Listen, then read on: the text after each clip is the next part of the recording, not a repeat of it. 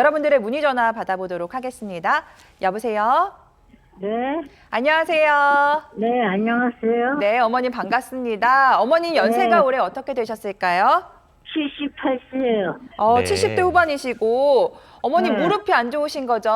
네, 네, 양혁재 원장이 스튜디오에 나와 계시니까요. 통화 한번 나눠보세요. 네, 네, 어머니 안녕하세요. 네. 네, 안녕하세요. 네, 어머니 어디가 많이 불편하세요? 무릎이 많이 아파요. 저는요, 네네. 저기 뇌출혈로 아, 네. 편마비가 된 상태예요. 아, 편마비가 어디 왼쪽인가요? 오른쪽인가요? 왼쪽이요. 왼쪽으로요. 네. 네, 근데 왼쪽 무릎이 그렇게 많이 아파요. 아, 왼쪽이 마비가 왔는데 왼쪽 무릎이 많이 아프세요. 네, 지금 그래서 그러면 네. 동네 가까운 병원, 저기 정형외과 가서 네. 네네. 사진을 찍어봤더니, 네네. 뭐야, 그게 뭐지? 퇴행성 뭐 석회가 꼈다고 석회. 큰 병원에 가서 석회가 껴서 아. 큰 병원에 가서 수술을 해야 수술 된대요. 아, 권유 받으셨고. 이게 나이가 들면서 그런데 석회 예. 저희 형편이 좋지가 않아요. 그래서 아, 네네. 수술대를 못 가고 있어요. 그쵸, 지금. 수술도 네. 받으시기 좀 그러니까요. 부담스러우시죠. 네. 이게 또 석회라는 게, 예. 어머님 지금, 근데 이제 편마비가 온 쪽이 왼쪽이라고 하면, 네. 보통 그쪽을 좀 잘 안 써서, 원래 그쪽을 좀 많이 덜 불편해 하시는 경우가 많은데, 어머님 뇌출혈 전에도 왼쪽 무릎이 좀 평소에 많이 아프셨었던 건가요? 아니 그 며칠 전에 옛날에 네네. 연골이 찢어졌다고 그래서 아, 왼쪽을요? 네. 네, 저거 연골 그거 아. 저거 했어요. 네, 수술을 한번 했었던 기억이, 네, 기억력이 있네요. 네. 시술을 한 번 했었어요. 네. 그래서 네. 일단은 어머님한테는 이제 이게 이제 왼쪽 편마비가 어떻게 보면은 이제 앞으로 이제 오른쪽에 주로 의지를 하고 왼쪽을 많이 쓸 일은 없기 때문에 네. 한 병원에서 수술 얘기를 꺼냈다 하더라도요. 너무 수술을 꼭 해야 되는 상황은 아닐 수도 있습니다, 어머님. 그래서 네. 주사나 이런 약물이나 이런 좋은 주사들이 많이 있어서요. 어머니 네. 같은 경우는 이제 향후에 왼쪽을 심하게 많이 쓰거나 그럴 일이 별로 없기 때문에 이 통증을 잡을 수 있는 간단한 시술이나 비용을 좀 최소화해서 이게 이제 부담 없이 할 수 있는 또 이런 주사 치료나 이런 것들이 있기 때문에 이런 것들을 좀 한 병원의 얘기만 듣고 결정하지 마시고 좀 더 큰 병원이나 다른 병원도 상담 받아보시면 또 좋은 방법을 찾을 수 있으니까요. 통증만 잡고 일단은 이 더 악화되는 걸 막기 위해서 이런 조절하는 그 관절염이 진행되지 않게끔 막는 방법도 여러 가지가 있습니다. 네, 그래서 네. 그걸 상담 받아보시면 좋을 것 같습니다, 어머니. 네, 어디 다른 병원에 가서요. 네, 네. 어머니 일단 수술을 권유받았던 병원 말고 다른 병원에 가서 다른 전문의 선생님들의 의견을 들어보시는 것도 좋을 것 같습니다. 어머님의 특수한 상황에서 수술을 꼭 하는 게 맞는지 아니면 주사 치료 같은 부담이 적은 치료를 받는 게 맞는지 여러 의사 선생님들의 의견을 한번 들어보시는 거를 권유드리도록 하겠습니다. 전화 주셔서 감사드리고요. 이어서 다음 전화 받아보도록 하겠습니다. 여보세요? 네, 네, 안녕하세요. 네, 네, 안녕하세요. 네, 시청자님 올해 연세가 어떻게 되셨을까요? 80 하나인데요. 아, 80대 네. 이제 초반이시고 네, 어디가 불편하신지 원장님과 한번 통화 나눠보세요. 네, 네, 안녕하세요, 어머님. 네. 네. 어디가 많이 불편하세요? 아, 무릎이 네. 괜찮았었는데 요즘에 네. 그냥 예. 뻐근하면서 네. 네. 예. 저녁 때 되면 다리 종아리까지 붓고요. 아, 네. 예. 네, 그리고 무릎이 멍하고 그래요. 그래서 주사도 좀 덜어 맞아봤거든요. 어떤 6개월에 연골사 한 같은- 번씩 맞는 주사 말고. 네네.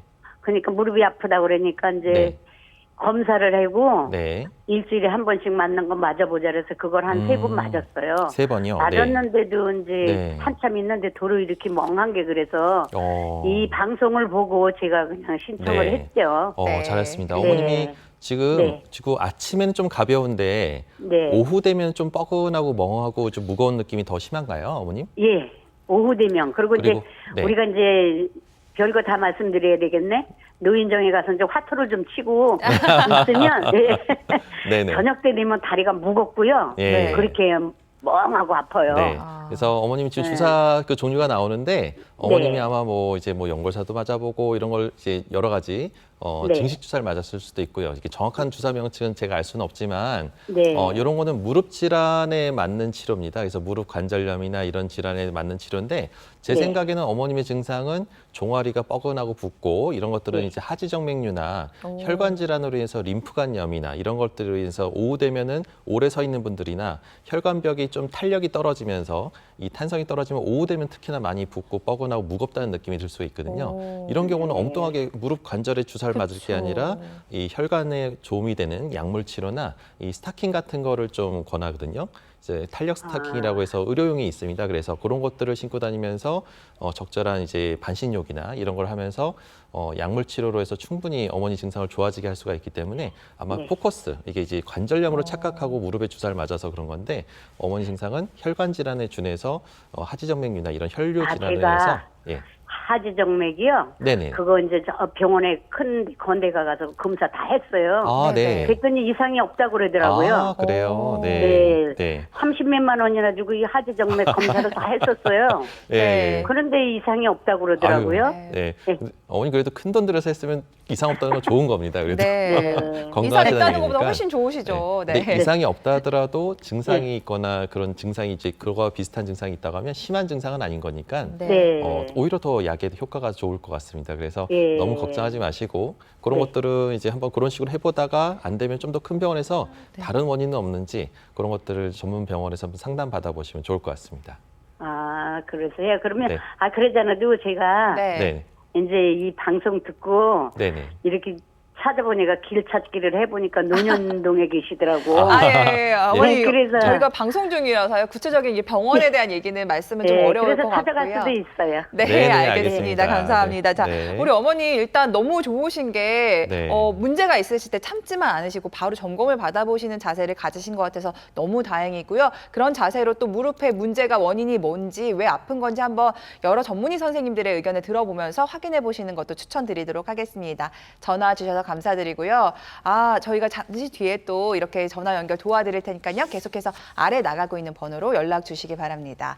원장님 굉장히 좋아하시는 어머님이신 네. 것 같아요. 네, 벌써 찾아오셨네요. 네. 네, 계속해서 많은 분들이 궁금해하시는 비절개 치료법도 살펴볼 텐데요.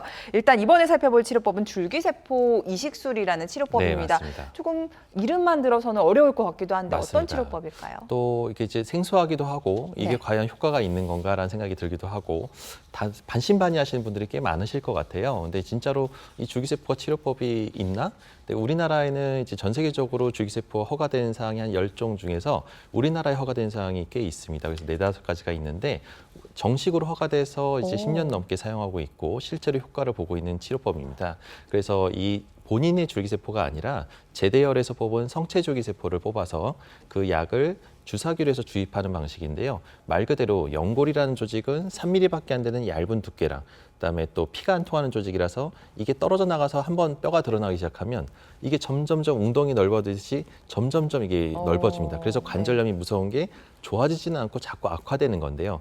이 연골을 채워 넣을 수 있는 방식이 이제 새로운 의술이 발전된 겁니다. 그래서 이렇게 연골이 움푹 파여서 초기에 떨어져 나갔을 때는 이 줄기세포를 주입하는 시술을 통해서 결과적으로 도포를 하게 되는데요. 오른쪽 사진처럼 약간 분홍빛을 보이는 게 줄기세포를 도포해서 처리하게 되면 이게 분화, 연골 분화를 촉진시켜서 결과적으로 재생을 유도해서 왼쪽 아래 사진을 보게 되면 움푹 파였던 연골이 하얗게 완전히 덮여진 소견을 볼 수가 있습니다.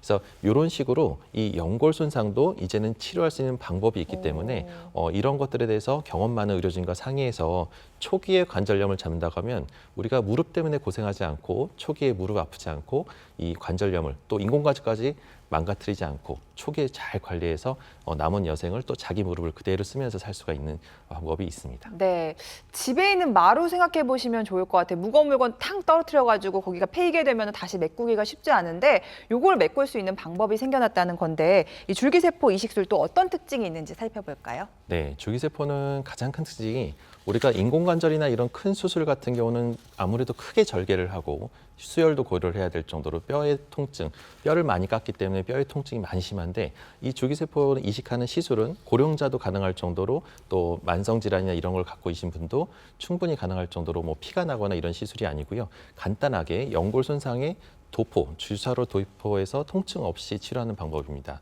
그래서 염증과 통증이 근본적으로 연골이 재생이 되면서 없어지게 되고 물 차는 증상도 없어지게 됩니다. 그래서 관절의 기능을 근본적으로 회복해서 비교적 짧은 15분에서 20분 안에 짧은 시술을 통해서 연골 재생을 유도하게 되고요. 절개하지 않고 하는 내시경 시술이기 때문에 네. 통증이 없다는 것이 가장 큰 특징이라고 할 수 있겠습니다. 네, 이 줄기세포 이식술을 통해서 좋아지신 분들의 사례도 만나보도록 하겠습니다. 63세 어머님의 사례인데 후끈후끈 무릎이 후끈후끈거리고 물이 차고 이게 바로 염증 증상이잖아요. 이분이 맞습니다. 줄기세포 이식술을 통해서 아주 좋아지셨다고 그러더라고요. 네, 이분 같은 경우는 이제 연골이 아직 젊은 나이, 60대 초반이면 이제는 젊은 나이인데 갑자기 후끈후끈하고 열나고 물차고 붓고 아픈데 이게 아무리 연골살을 맞고 해도 계속 또 물이 차서 자꾸만 물을 뽑게 되는 물을 뽑으면 더 악화되기 때문에 통증이 더 악화된다는 느낌이 들었는데 이제 최근에는 갑자기 다리까지 휘어지는 게 아닌가라는 생각이 들었다고 합니다. 그래서 병원에 빨리 왔는데 이제 다행히도 다리가 휘는 느낌은 있었지만 다리가 휘어지기 전 단계에 오셔가지고 초기에 관절염이 이제 왼쪽 사진을 보게 되면 요거는 관절경 소견인데요. 약간 분홍빛의 연골, 하얀 연골이 덮여 있어야 할 부위가 연골이 닳아서 좀 약간 벗겨지기 시작하는 초기 단계였습니다. 그래서 요때 이제 제때 우리 줄기세포를 이식하는 시술을 시행받았고 시술하고 나서 1년 지나서 보니까 하얀 연골이 기존 연골보다도 더 두껍게 와, 잘 자라서 네. 지금은 이제 그런 증상 없이 또 나중에 인공관절하거나 수술할 걱정 없이 또 잘 일상생활하고 계시는 좋은 결과를 보였던 분 중에 한 분입니다. 네, 복숭아철인데 연골이 복숭아처럼 뽀얗게 차오르신 것 같아요. 네, 또 저희 프로그램 쪽으로 무릎 못지않게 많은 연락이 오는 게 어깨 부위입니다. 그래서 어깨 관절 질환에 대해서도 살펴보려고 하는데 먼저 어깨가 좀 어떤 구조로 되어 있는지부터 네. 설명을 부탁드립니다. 네, 무릎 못지않게 또 중요한 관절이 어깨입니다. 그래서 어깨는 약간 특이한 구조가 뼈가 붕 떠 있는 구조고 서로 지지하지 않고 서로 딱 옆에서 나란히 서 있는 구조인데 이걸 잡아주는 구조가 아주 근육과 인대와 조직들이 복잡하게 이게 잡아주고 있는 구조를 가지고 있어서 네. 어깨는 상당히 복잡한 구조면서도 또 이런 구조물로 인해서 다양한 통증이 나타날 수가 있습니다. 그래서 가장 흔한 것 중에 하나가 이제 힘줄, 회전근개가 끊어져서 아파하시는 분들이 제일 많고요. 그 밖에도 뭐 충돌증후군이나 아니면 오십견, 또 석회성 건염 이런 것들로 인해서 다양한 어깨 통증을 유발할 수 있습니다. 네, 살짝 언급을 해주셨는데 오십견, 회전근개파열, 석회성 건염 이게 3대 어깨 질환이라고 불리더라고요. 세 개를 좀 비교를 부탁드립니다. 네, 이게 좀 비교를 부탁된다고 했지만 표로 이제 정리를 하긴 했는데 네. 전문가도 솔직히 진찰이나 이런 걸로만도 완벽하게 감별하기가 좀 쉽지가 않습니다. 네. 이게 하나만 딱 질환이 있는 경우가 아니라 이 두 개가 같이 병합해서 있는 사람도 꽤 있기 때문에 이거는 정밀 검사랑 함께 증상과 진찰을 통해서 종합적으로 판단하는 것이 가장 중요합니다. 하지만 그나마 그래도 특징을 조금 분류한다고 하면은 오십견은 이제 관절낭이 쪼그라들어 가지고 염증이 심한 겁니다. 그래서 밤에 잘 때도 아프고 쓸 때도 아프고 일할 때도 아프고 가만히 있어도 아픈 게 오십견이고요. 야. 염증이 너무 네. 악화되니까 어느 쪽으로 움직여도 가장 아픕니다. 그래서 이 오십견이 심해질 때는 그렇고요. 또 오십견이 심하지 않은데 회전근개 파열 같은 경우는 힘줄이 끊어졌으니까 아무래도 뭔가 들려고 하거나 팔을 들려고 할 때만 좀 통증이 심하고 가만히 있을 땐 통증이 없는 것이 또 회전근개 파열의 특징이고요. 석회성 건염은 말 그대로 힘줄이 있어야 될 위치가 석회가 쌓여가지고 체질적으로 석회가 거기에 묻히는 겁니다. 근데 이 석회가 돌덩어리처럼 단단해졌다가 녹을 때 심한 통증을 유발하는데 이 통증이 정말 응급실을 가야 될 정도로 심하게 아파하시는 분도 있어서 정말 이 다양한 통증들을 호소하고 있기 때문에 어깨는 반드시 전문가랑 상담받고 치료를 받는 것이 중요합니다. 네,